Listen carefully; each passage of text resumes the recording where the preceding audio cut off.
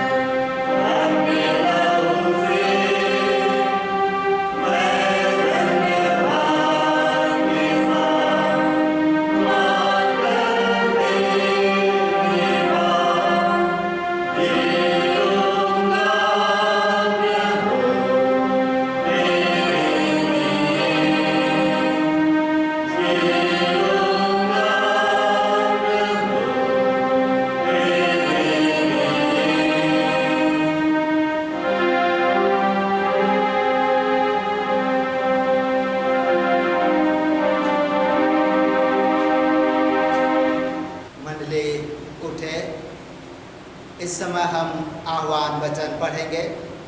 आह्वान वचन भजन संहिता भजन संख्या 34 और पद संख्या 1 से लेकर आगे 3 तक। आह्वान वचन भजन संहिता से भजन संख्या 34 और पद संख्या 1 से आगे 3 तक। यहाँ पर परमेश्वर का जीवित वचन यूँ लिखा हुआ है।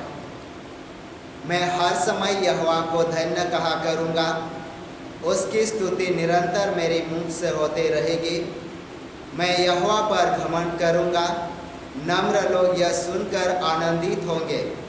मेरे साथ यहोवा की बड़ाई करो और आओ हम मिलकर उसके नाम की स्तुति करें। यहाँ तक आमीन। हम प्रार्थना करेंगे। हे सर्वशक्तिमान सृजनहार ईश्वर दयालु पिता, इस समय हृदय से धन्यवाद देते हैं क्योंकि तूने सप्ताह भर के जीवन में हम सभी को संभाला और अपने पवित्र अनुग्रह और अपने सुरक्षा में बनाए रखा। और इस समय धन्यवाद देते हैं क्योंकि आज के पवित्र आराधना में तूने शामिल होने का मौका और अवसर दिया है। हाँ प्रभु जी, इस समय हम सभी पुनः तेरे हाथों में सौंपे जाते हैं। आप ही यहोवा परमेश्वर कर हम हर एक के जीवन की अगुवाई कीजिए, ताकि हम तेरी आराधना स्तुति आत्मा और सच्चाई से करते हुए उस आत्मिक लाभ और अनुग्रह को रिसीव करते हुए तुझे हृदय से धन्यवाद दे सके। विनती उद्धारकर्ता प्रभु यीशु के नाम से मांगते हैं, दया से सुन, अनुग्रह से ग्रहण कर। आमीन। मंडली बैठे। आराधना के लगातार में गीत गाएंगे साक्षी वाणी से। साक्षी वाणी गीत संख्या 8 साक्षी वाणी गीत संख्या 8 ईश्वर के गुण सब है आगा, समझ से बाहर और पुनीत।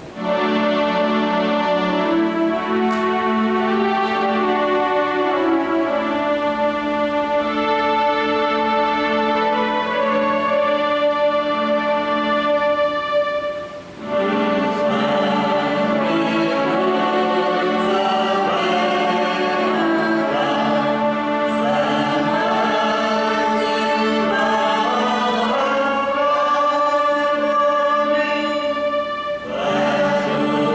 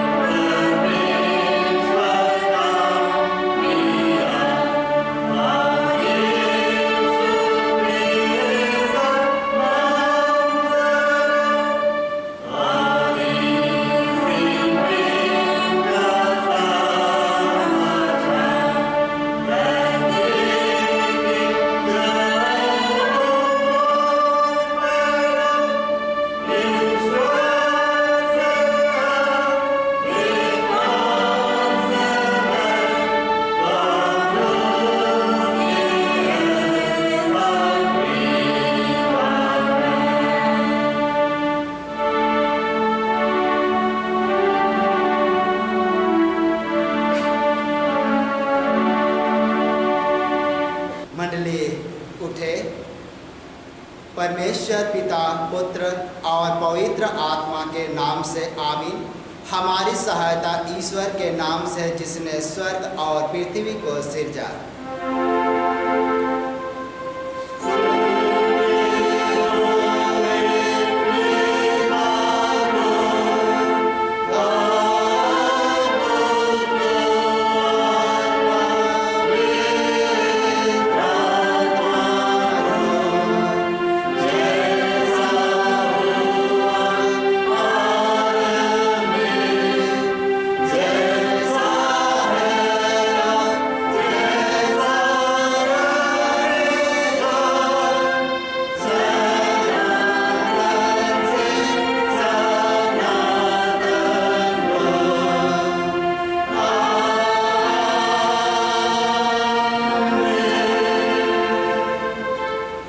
हम ईश्वर के सामने अपने पापों को दीनता से मान ले।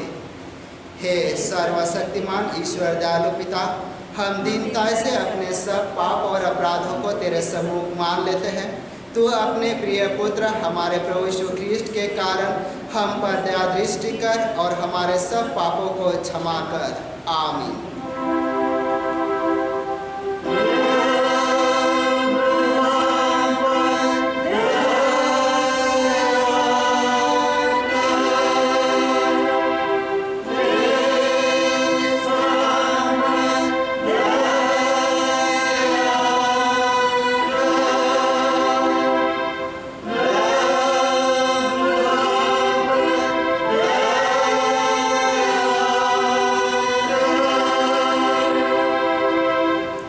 शांति वचन सुने। शांति वचन यूँ कहता है, पहाड़ सरक जाएंगे और पहाड़ियाँ हिल जाएगी, पर मेरी दया तेरे पास से ना सरकेगी और ना मेरी कुशल की वाचा हिलेगी। परमेश्वर तेरा दया करने हारा करता है। यशाया 54:10। आमीन।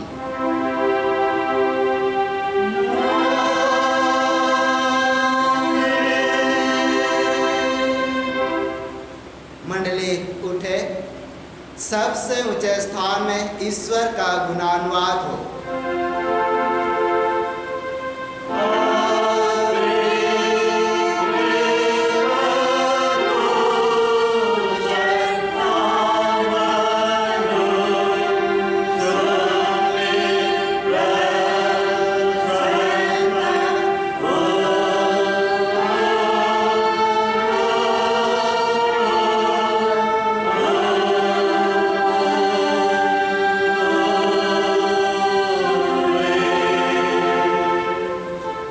प्रभु आप सबों के संग होए।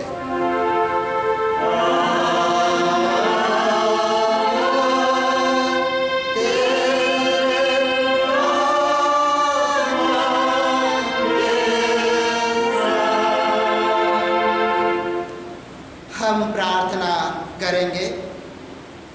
हे प्रिय प्रभु स्वर्गवासी पिता, हम तेरा धन्यवाद करते हैं कि तू अपनी कृपा से हमारा विनाश नहीं चाहता है, परंतु कि हम अपना मन तेरी ओर फिराए और बच जाए। हम तेरी विनती करते हैं, अपना पवित्र आत्मा हमको दे कि वह प्रतिदिन हमारे मनों में सच्चा पश्चाताप उत्पन्न करे, हमारे हृदय में पाप क्षमा और अनंत जीवन की लालसा जन्मे, और तेरी अपार कृपा को विश्वास में ग्रहण करने और उसमें स्थिर रहने के लिए हमको सामर्थ्य दे। हर प्रकार की परीक्षा में हमको संभाल, जिससे कि अनुग्रह के द्वारा अंत में परम सुखी हो जाए, हमारे प्रभु यीशु ख्रीष्ट के कारण। आमीन।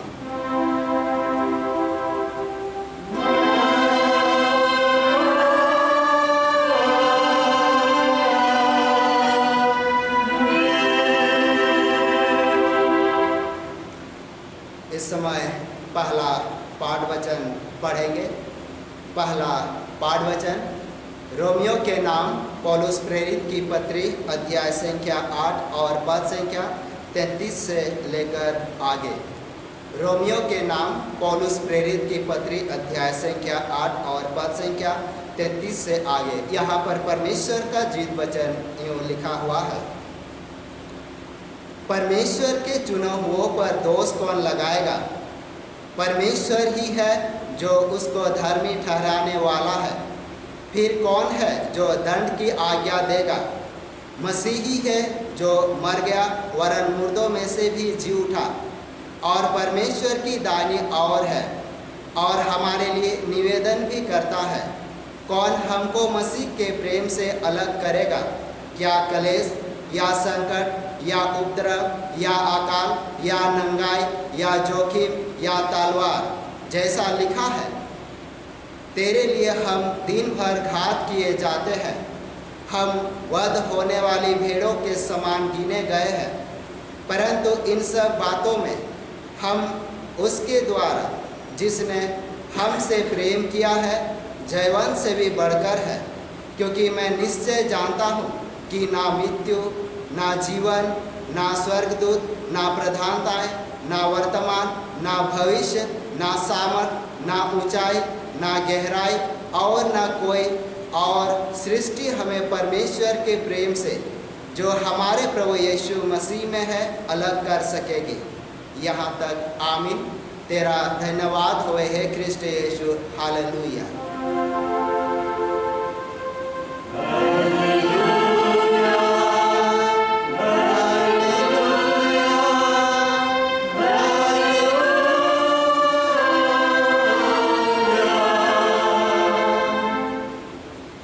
अब हम समस्त क्रिस्टियानी कलीसिया के संग मिलकर अपना महापवित्र विश्वास वचन मान लेकर यो कहे, मैं विश्वास करता हूँ परमेश्वर पिता पर जो स्वर्ग और पृथ्वी का सर्वशक्तिमान सृजनहार है और उसके इकलौते पुत्र अपने प्रभु यीशु ख्रीस्त पर जो पवित्र आत्मा से गर्भ में आया, कुंवारी मरियम से उत्पन्न हुआ, पांतुस पिलातुस की आज्ञा से दुख उठाया, क्रूस पर चढ़ाया गया, मर गया और गाड़ा गया, पाताल में उतरा, तीसरे दिन मृतकों में से जी उठा, स्वर्ग पर चढ़ गया और परमेश्वर सर्वशक्तिमान पिता के दाहिने हाथ बैठा है, जहाँ से वह जीवितों और मृतों को विचार करने को फिर आएगा।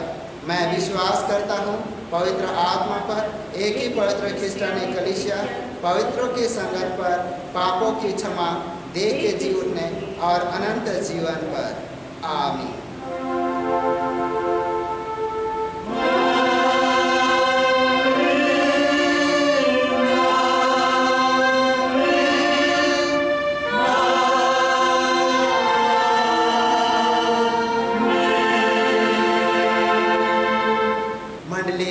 बैठ जाएंगे।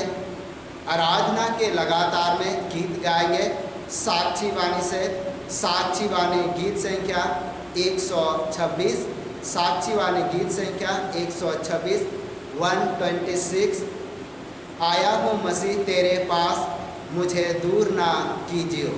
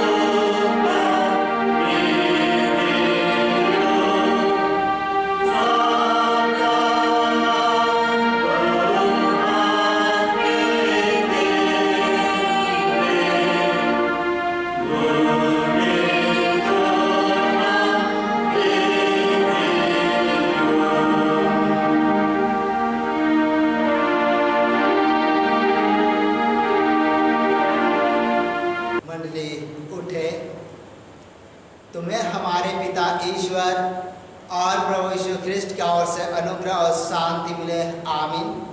हम प्रार्थना करेंगे। हे सर्वशक्तिमान सृजनहार ईश्वर दयालु पिता, इस समय हृदय से धन्यवाद देते हैं क्योंकि तूने आज के पवित्र दिन में हम हर एक के जीवन की अगुवाई किया है और इस समय तेरे पवित्र वचन की ओर जाना चाहते हैं। आप ही यहोवा परमेश्वर कर हम हर एक के जीवन की अगुवाई कीजिए। विनती उद्धारकर्ता प्रभु यीशु के नाम से है। आमीन।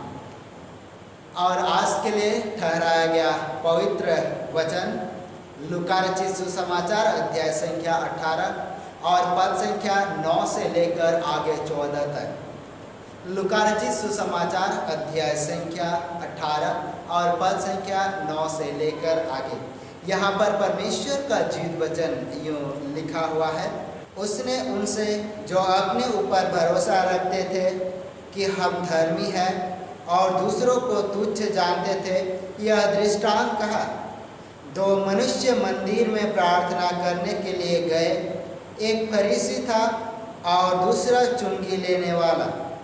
फरीसी खड़ा होकर अपने मन में यूँ प्रार्थना करने लगा, हे परमेश्वर, मैं तेरा धन्यवाद करता हूँ कि मैं दूसरे मनुष्य के समान अंधेर करने वाला, अन्यायी और व्यभिचारी नहीं और न इस चुंगी लेने वाले के समान हूँ। मैं सप्ताह में 2 बार उपवास रखता हूँ।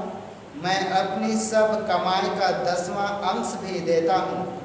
परंतु चुंगी लेने वाले ने दूर खड़े होकर स्वर्ग की ओर आंखें उठाना भी ना चाहा, वरन अपनी छाती पीट पीट कर कहा, हे परमेश्वर, मुझ पापी पर दया कर।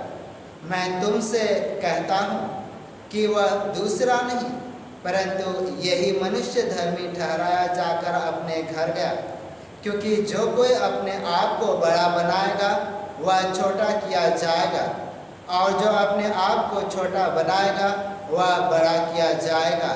यहाँ तक। आमीन। इस समय थोड़ी देर के लिए मंडली बैठ जाएंगे। मसीह यीशु में विश्वासियों, आज हम अपने पवित्र आराधनालय, अपने पवित्र भवन में उपस्थित है और इसलिए आज हमें चाहिए कि हम प्रभु के वचन को ध्यानपूर्वक सुने, प्रभु के वचन को अपने जीवन में आत्मसात करें। और आज का जो वचन हमारे पास रखा गया, ये सचमुच में बहुत काम का वचन है और हमारे जीवन को एक नई दिशा दिखा सकता है। जिस प्रकार हमने पिछले दिनों में बातचीत किया कि मनुष्य का सच्चा धन वही है जो उन्होंने कंगालों की सेवा में लगा दिया, जो भलाई के कामों में लगा दिया और अन्य प्रकार के दानों में लगा दिया, परंतु जो अपने लिए अपने आप में उपयोग किया वो गिना नहीं जाता है, क्योंकि जब वह स्वर्ग चला जाता है तो वही धन संपत्ति उसके साथ जाता है जो उन्होंने दान में दिया है। और इसलिए हम केवल दान करते हैं ये बड़ी बात नहीं है, परंतु अगर हम दान करते हैं तो प्रभु का भय मानते हुए, ईश्वरीय आज्ञा को मानते हुए, उसका आज्ञा का पालन करते हुए। और इसीलिए जब हम वचन में आगे पढ़ेंगे, जो आज का पवित्र वचन है, यहाँ फरीसियों के जीवन के विषय में कहा गया है। यहाँ दृष्टांत है, एक सुंदर दृष्टांत है। और वहाँ पर जो दृष्टांत में कहा गया, एक है फरीसी लेने वाला और दूसरा है चुंगी लेने वाले।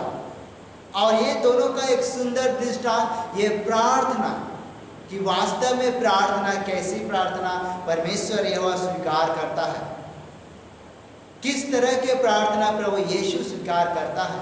और इस वचन को जानने से पहले हम उसके बैकग्राउंड को जब देखेंगे तब विशेष बात को हम अपने आप में समझ सकते हैं। और यहाँ प्रार्थना कैसी करना चाहिए, ये प्रार्थना जो लिया गया है ये यहूदी पृष्ठभूमि से लिया गया है।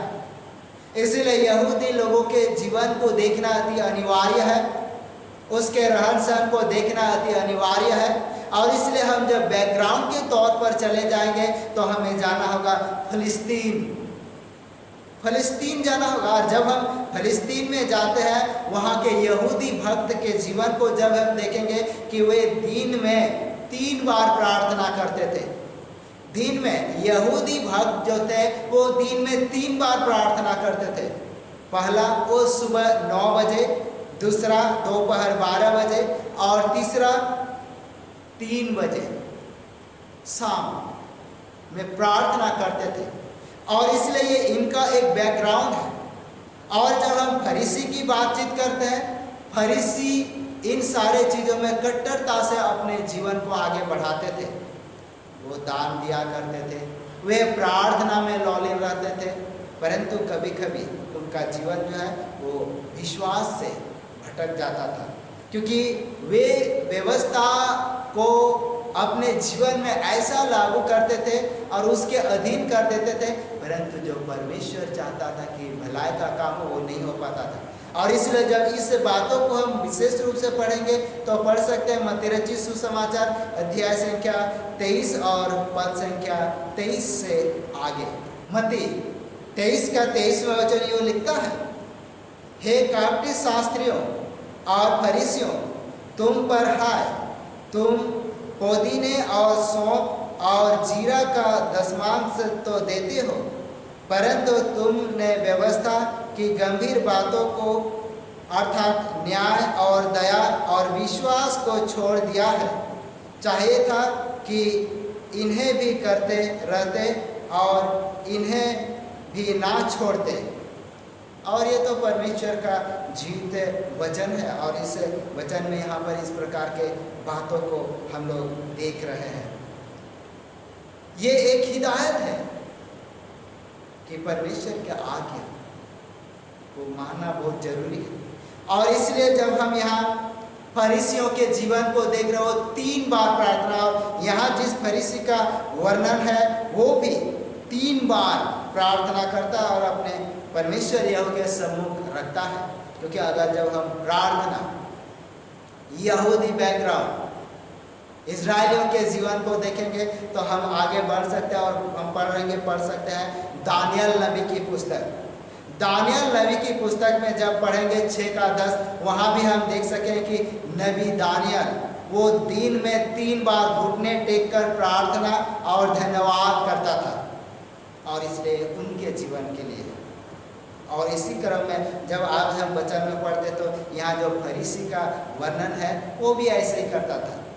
यहाँ वचन कहता कि वो सप्ताह में 2 बार उपवास भी रखता था, अपनी सब कमाई का 10वां अंश भी देता था, और इस प्रकार वो अपने आप को गवाही दे रहा है।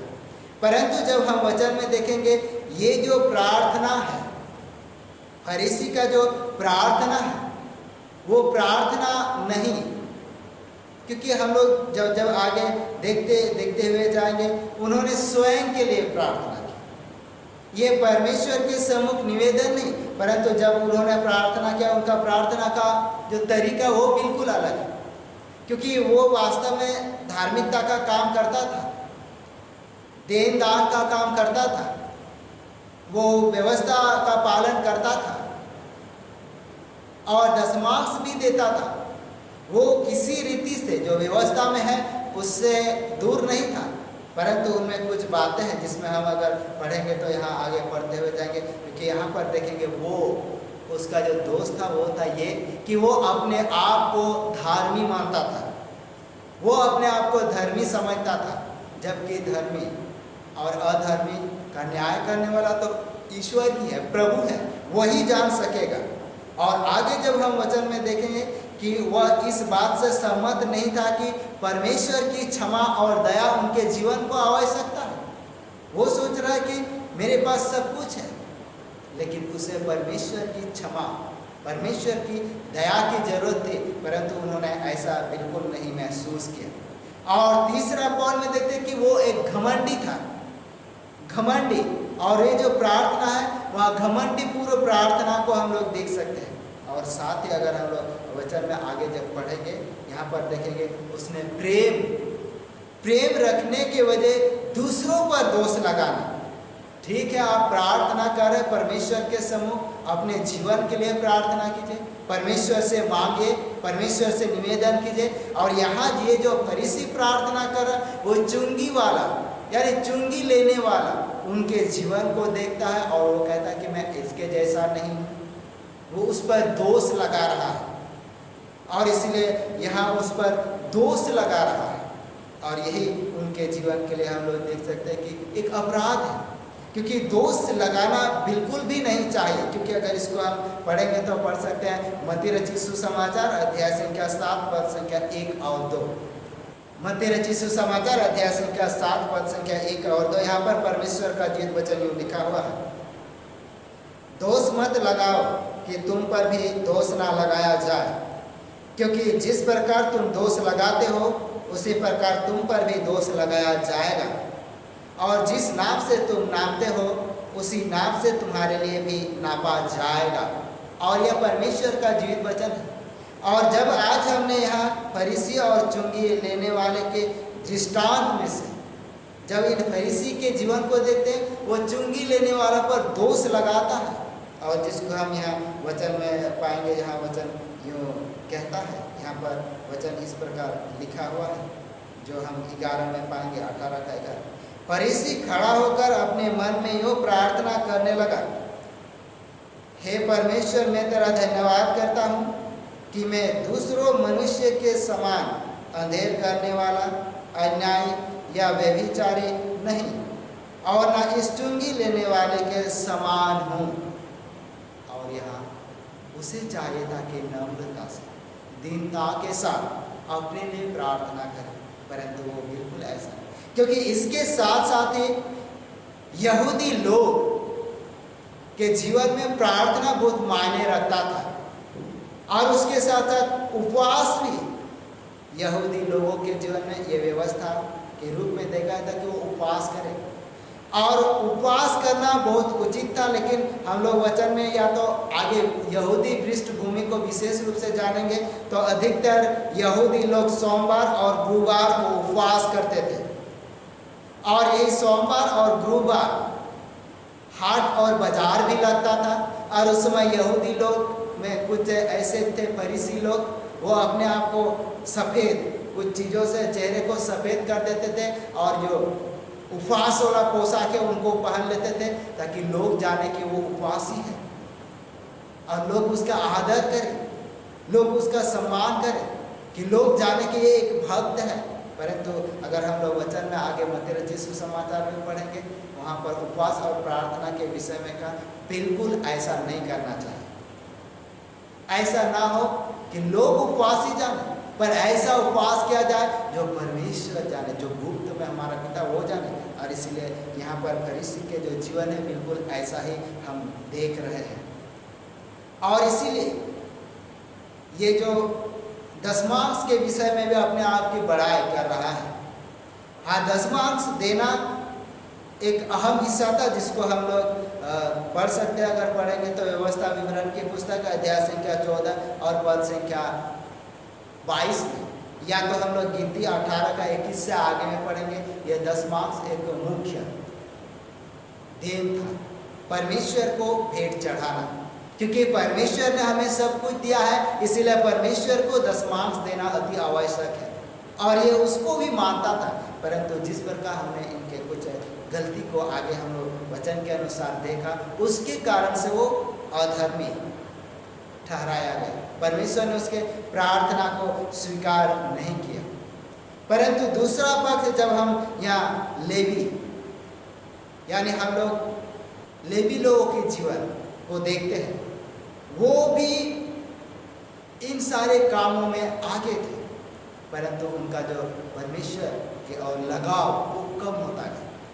फरीसी चाहे हो, शास्त्री हो, लेवी हो, और याजक वर्ग के जीवन भी ऐसा देखा गया। परंतु यहाँ जो और है चुंगी लेने वाला, इसका जो वर्णन है यहाँ इनके जीवन को देखते ये बिल्कुल अलग है, क्योंकि वो दूर ही खड़ा हो गया परमेश्वर के भवन से, और वो स्वर की ओर अपने आंखों को भी नहीं उठाया, और वो नम्रता के साथ घुटने टेक कर छाती पीट पीट कर कहा, हे प्रभु मुझ पापी पर दया कर, मुझ पापी पर दया कर। और ये प्रार्थना हृदय विदारक प्रार्थना, पश्चाताप के साथ प्रार्थना है, और ये प्रार्थना परमेश्वर स्वीकार करता है, क्योंकि टूटा हुआ मन, टूटा हुआ हृदय जो प्रार्थना करता है वो ग्रहण योग्य होता है। जिसको अगर हम पढ़ेंगे तो पढ़ सकते हैं भजन संहिता भजन संख्या 51 का 17। टूटा हृदय, टूटा मन परमेश्वर के योग्य बलिदान है, और इसीलिए परमेश्वर उस तरह के बलिदान को स्वीकार करता है, ग्रहण करता है। और यहाँ पर इसीलिए यहाँ बिल्कुल इस जो चुंगी लेने वाले का जीवन है उसको परमेश्वर स्वीकार करता है, ग्रहण करता है। इसीलिए यहाँ वो बिल्कुल अपने व्यवहार को जाना, क्योंकि इसको अगर जब हम आगे वचन में पढ़ेंगे तो पढ़ सकते हैं मरकुस रचित सुसमाचार अध्याय संख्या 2 और पद संख्या 14। यहाँ वचन कहता है मरकुस 2 का 14, जाते हुए उसने हलफाय के पुत्र लेवी को चुंगी के चौकी पर बैठे देखा और उनसे कहा, मेरे पीछे हो ले, और वह उठकर उसके पीछे हो लिया। ये चुंगी लेने वाला का जो पश्चाताप है उनको हम लोग देख रहे हैं। प्रभु ने उसे कहा कि मेरे पीछे हो ले, वो तुरंत हो गया। और इसलिए उनका समर्पण को देखते हैं, वो समर्पित करता है अपने जीवन को। उसके साथ साथ ही यहाँ पर मालूम पड़ता है कि वो उसे शौक था, क्योंकि शौक जो अपने आप को अपने जीवन में नम्रता लाता है, दीनता लाता है, या तो शौक करता है, वो परमेश्वर के राज में ग्रहण योग्य है।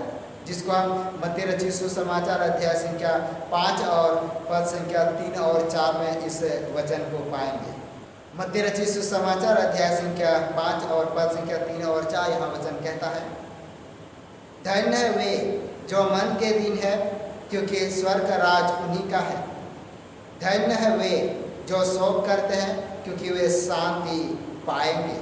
और ये परमेश्वर का वचन है। और यहाँ पर जो चुंगी लेने वाले उनके जीवन को देते वो शोक करता है, वो पश्चाताप करता है, और क्योंकि ये शांति पाएंगे। और इसलिए वचन में यहाँ कहता है कि वही धर्मी ठहराया गया जो चुंगी लेने वाला है, नम्रता के साथ, दीनता के साथ उसने प्रार्थना किया और उसके प्रार्थना को ईश्वर ने सुना। और इसलिए जब भी आज हम देखेंगे अपने जीवन में, अपने परिवार में, अपने कलीसिया में, आज हमें चाहिए कि हम प्रार्थना तो करते हैं, क्योंकि प्रार्थना का उत्तर हमें तभी मिलेगा जब हम ये जो चुंगी लेने वाले के समान प्रार्थना करेंगे, दीनता के साथ, पश्चाताप के साथ, छाती पीट पीट कर, रो रो कर जब प्रार्थना करते हैं तो प्रभु हमारी प्रार्थना को स्वीकार करता है, प्रभु हमारे प्रार्थना को ग्रहण करता है और उसका उत्तर और प्रतिफल देता है। क्योंकि जब हम प्रभु के सामने अपने आप को दीन करते हैं, जब हम प्रभु के सामने अपने आप को छोटा करते हैं, तो प्रभु हमें बड़ा करता है, प्रभु हमें ऊंचा करता है, प्रभु हमें सम्मानित करता है। और इसलिए आज हमें चाहिए कि हम प्रभु के सामने नम्र बने, प्रभु के सामने दीन बने, ताकि परमेश्वर हमारे उस प्रार्थना और निवेदन को स्वीकार करे। और यहाँ जो वचन हम लोग देखते हैं ये बिल्कुल ऐसे ही लोगों के लिए है कि वो प्रार्थना करते हैं परंतु प्रार्थना का प्रतिफल नहीं मिलता। इसीलिए आज हमें चाहिए कि हम वचन पर बने रहें। जब हम वचन पर बने रहेंगे तो हमारा जो प्रार्थना है, हमारा जो निवेदन है वो प्रभु तक पहुँचेगा और प्रभु अपने उत्तम आशीष और अनुग्रह से परिपूर्ण करेगा। तो निश्चय आज हमने इस वचन के माध्यम से प्रार्थना के विषय में सीखा है। अगर इसे हम और बेहतर समझेंगे तो आगे बढ़ सकते हैं। यहाँ वचन यूँ लिखा हुआ है, मत्ती रचित सुसमाचार अध्याय संख्या 6 और पद संख्या 5 से आगे वचन यूँ कहता है, जब तू प्रार्थना करे तो काटियों के समान ना हो, क्योंकि लोगों को दिखाने के लिए आराधनालयों में और सड़कों के मेड़ों पर खड़े होकर प्रार्थना करना उनको अच्छा लगता है। मैं तुमसे सच सच कहता हूँ कि वे अपना प्रतिफल पा चुके।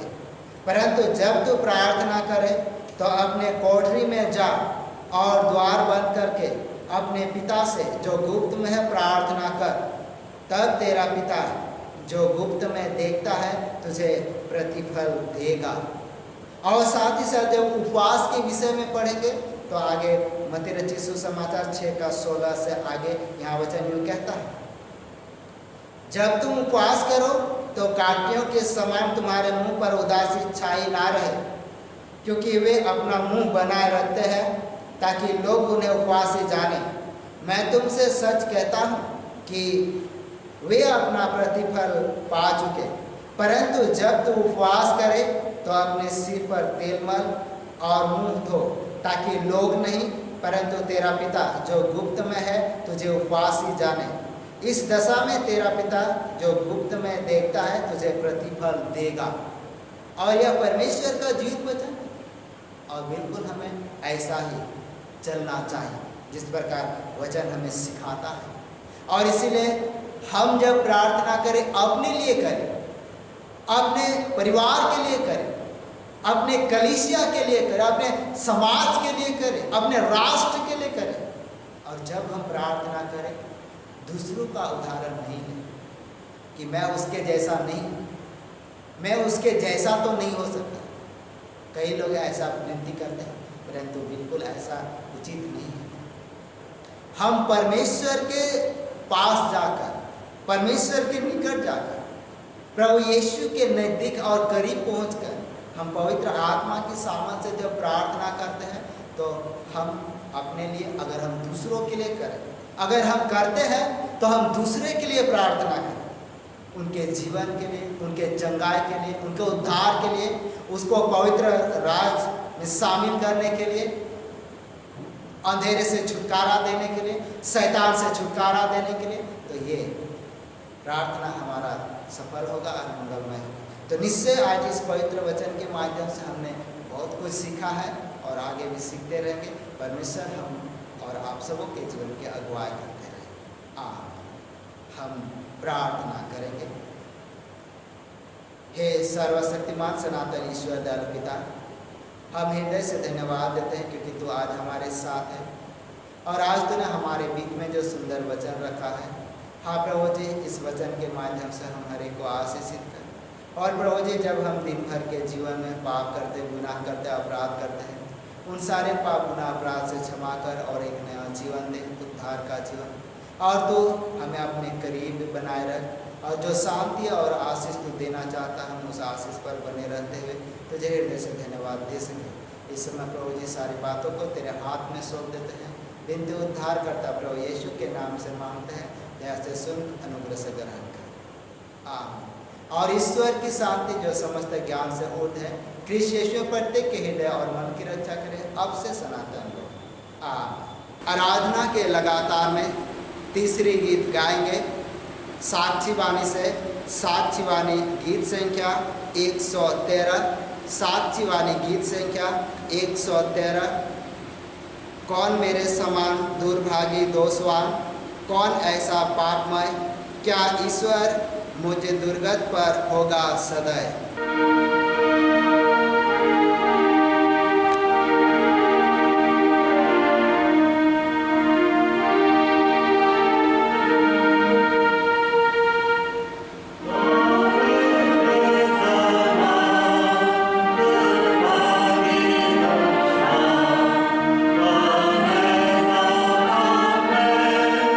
Yeah.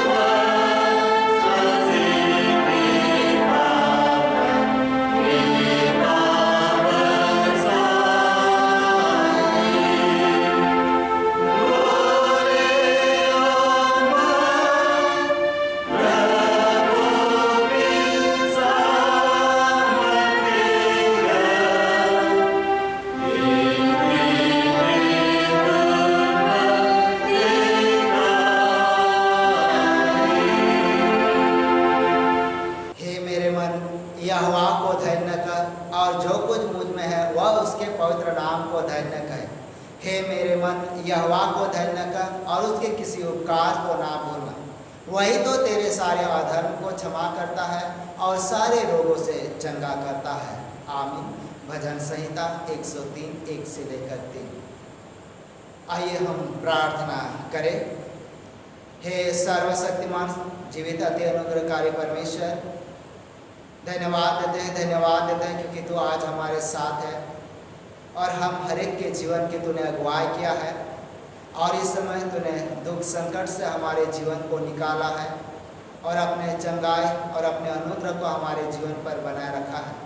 हाँ पिता परमेश्वर, इस समय हर एक परिवार में तूने किसी न किसी रूप से विभिन्न प्रकार के आशीष, वरदान और अनुग्रह से परिपूर्ण किया है और तूने चंगाई दिया है, या तो संकट से निकाला है, या तो नौकरी जीवन में विभिन्न प्रकार के आशीषों से तूने परिपूर्ण किया है। और उस निमित्त पिता परमेश्वर परिवार के प्रियजन तुझे हृदय से धन्यवाद देना चाहते हैं और इस समय प्रभु जी उनके धन्यवादी मन हृदय को स्वीकार कर और प्रत्येक धन्यवादी अभिलाषी को तेरे पवित्र हाथ में सौंप देते हैं।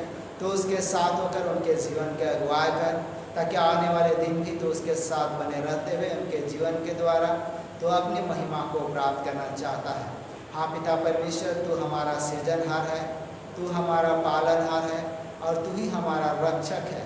हाँ धन्यवाद देते हैं क्योंकि तूने इस महामारी के संकट के समय हम सभी को अपने पवित्र सुरक्षा में बनाए रखा है। जिस प्रकार मुर्गे अपने बच्चे को अपने पंखों के तले रखते हैं, वैसे ही तो हम सभी को अपने अनुग्रह के तले रखा है। हाँ पिता परमेश्वर, उसके साथ साथ ही उन परिवारों को, उन प्रियजनों को तेरे हाथ में सौंप देते हैं जिनके जीवन में तूने सचमुच में सामत के काम को किया है। उन सारे सामत के काम के लिए तुझे हृदय से धन्यवाद देते हैं और उनके एक एक धन्यवादी मन हृदय को ग्रहण कर। इस समय प्रभु जी हम सभी पुनः तेरे हाथों में सौंपे जाते हैं, अब से लेकर सदा तक तू हमें संभाल। प्रार्थना हमारे उद्धारकर्ता प्रभु यीशु के नाम से मांगते हैं, दया से सुन, अनुग्रह से ग्रहण कर। आमीन।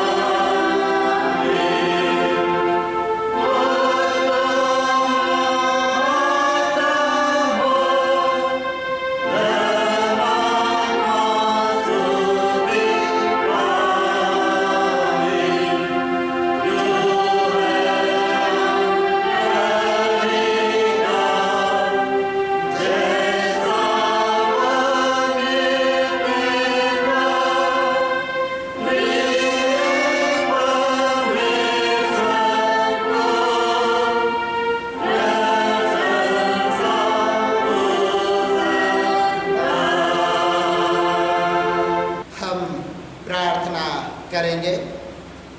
हे प्रभु स्वर्गवासी पिता, हम तेरी विनती करते हैं, अपनी क्रिस्टानी कलीसिया और उसके सारे सेवकों की अगुवाई कर कि वे तेरे वचन के निर्मल उपदेश में ठहरे, जिससे सच विश्वास और प्रेम हम में बढ़े और दिलिया जाए। हे प्रभु, भारत रिपब्लिक के हमारे प्रेसिडेंट, इस प्रांत के गवर्नर, राजकीय सभा और मंत्रिमंडलों, सब न्याय और हाकिमों और सब राज्य कर्मचारी को आशीष दे और उनके अगुवाई कर कि वे न्याय और धर्म से देश की सेवा करें और हम कुशल चैन से सारी भक्ति और गंभीरता से काल बिताए।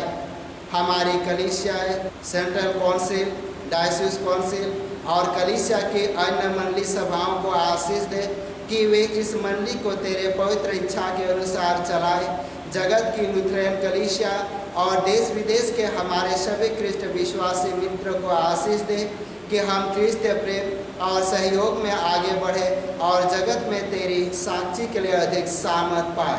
हमारे कलीसिया के सब कामों पर आशीष दे, लड़के लड़कियों की शिक्षा पर आशीष दे कि वे तेरे भय, प्रेम और भरोसा में बढ़ते जाए। कलीसिया के विद्यालयों, शिक्षण प्रशिक्षण, महाविद्यालयों और अन्य संस्थाओं को संभाल और उनकी बढ़ती दे और उनके द्वारा कलीसिया के लिए आत्मिक और लौकिक आशीष दे खेती बाड़ी और हर एक काम उद्यम को सफल कर, जिससे हर कोई सुविवेक से तेरे आगे चले और अपनी जीविका आप ही पाए। अपनी कृपा से उन सबों पर दृष्टि कर जो कंगालपन, रोग और नाना प्रकार की सकेती और दुख में है, उनको शांति दे।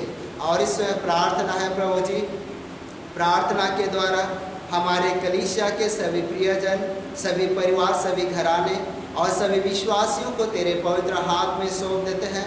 हाँ प्रभु जी, आप ही उनके जीवन के साथ कर उनके जीवन के अगुवाई कीजिए। और पिता परमेश्वर, जो वचन तू हमें सिखाना चाहता है वो हर एक के जीवन में अधिकार से बसने पाए और हर एक प्रकार के दुख, संकट और परेशानी से बचाए रहे। और तू अपना शांति और अनुग्रह प्रकट कर। साथ ही साथ उन सभी को तेरे हाथ में सौंप देते हैं, जबकि वो इस समय पवित्र ऑनलाइन आराधना में शामिल हो पाए हैं। और उन सभी को भी तेरे हाथ में सौंप देते हैं जो इस पवित्र आराधना में शामिल नहीं हो पाए हैं, परंतु तू उनके साथ होकर भी उनके जीवन के अगुवाई कीजिए, ताकि तू चाहता है कि वो भी तेरे पवित्र प्रेम में बने रहे, तेरे पवित्र अगुवाई में चलते हुए जीवन को सफल करने पाए। हाँ प्रभु जी, संसार, शैतान और दुष्टता से बचाए रहे और अपना प्रेम और सामर्थ हर एक विश्वासी और प्रियजनों के जीवन में उड़े, ताकि तेरे प्रेम में निरंतर आगे बढ़ते हुए तुझे धन्यवाद और महिमा मिलने पाए। साथ ही हमारे कलीसिया के सब भाई बहनों की रक्षा कर जो दूसरे देश में चले गए हैं, कि वह सब जोखिम और परीक्षा में विश्वासी ठहरे। हम उनके लिए भी तेरी विनती करते हैं जो मंडली से निकाले गए व उलट हुए हैं, उन पर दया कर कि वे सच्चे पश्चाताप से तेरी ओर फिरे। सब मनुष्य का त्राणी ठहर और उन पर जो अंधियारे में बैठे हैं मुक्ति का उजाला प्रकाश कर। हमको अपश्चातापी मृत्यु से बचा और अंत में अपने प्रिय पुत्र हमारे प्रभु यीशु ख्रीष्ट के द्वारा स्वर्ग राज में ग्रहण कर। आमीन। हम प्रभु की प्रार्थना से प्रार्थना करेंगे। हे हमारे पिता, तू जो स्वर्ग में है, तेरा नाम पवित्र किया जाए, तेरा राज आए, तेरी इच्छा जैसे स्वर्ग में से पृथ्वी पर भी हो। हमारे प्रतिदिन की रोटी आज हमको दे और हमारे अपराधों को क्षमा कर जैसे हमने अपने अपराधों को क्षमा करते हैं। और हमको परीक्षा में मत डाल, परंतु बुराई से छुड़ा, क्योंकि राज और पराक्रम और महात्म सदा तेरी ही है। आमीन।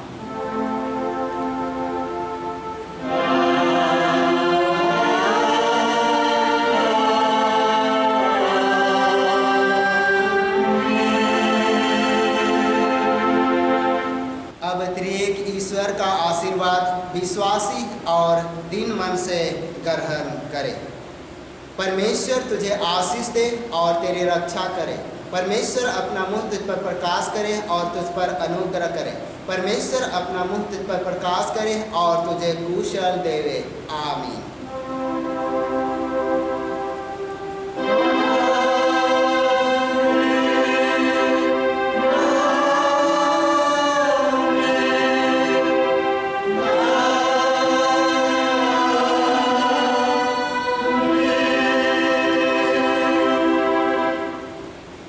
सबको यीशु सहाय।